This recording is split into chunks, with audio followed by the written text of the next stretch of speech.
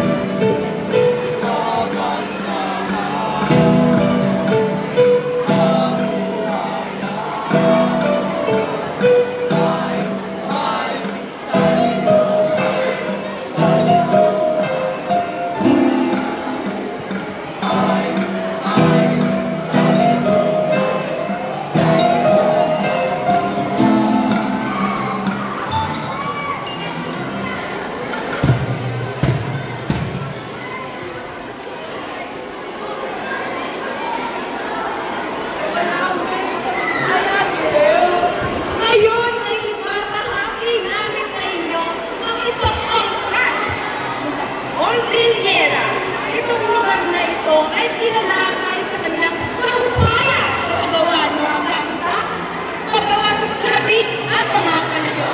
Ito ay isang lugar punong-puno ng sining at kultura. Pag-usapan natin ang mga kantatae! Pero sining at gawain nila ay naglalarawan ng kanilang pamumuhay at kultura.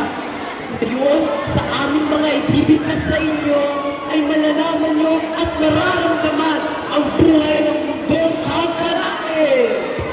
Unahin natin ang pinikpikan. Ang pinikpikan mula sa salitang pikpik, ang ibig sabihin ay ito ay isang paraan ng paghahanda ng manok para mas maging mas malilamnam ito. Ito ay minsan sinasamahan din ng etang na pinasukalan at inisukad na manok. Hindi lang ito basta putahe. Ito ay isang bahagi ng kanilang ritual tulad ng anak. Sumunod naman ay ang kanilang masarap na kape.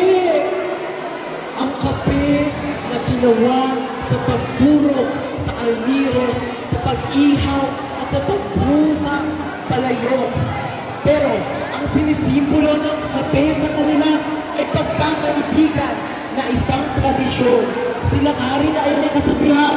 Encanto may kape o tara, magkape tayo. Sunod naman, pag-usapan na ang isang uri ng bunga. Ang linatex. Ang linatex ay ginawa siya sa pinuro at malagkit na bitas na pinulaman na asukal sa inihaw at inuwi. Nabinalot naman sa dahon ng sabi. Kilala ito sa Agawa sa Mountain Province at sumisimbolo ito sa pagkakaisa at tradisyon ng mga tao sa Kampanae.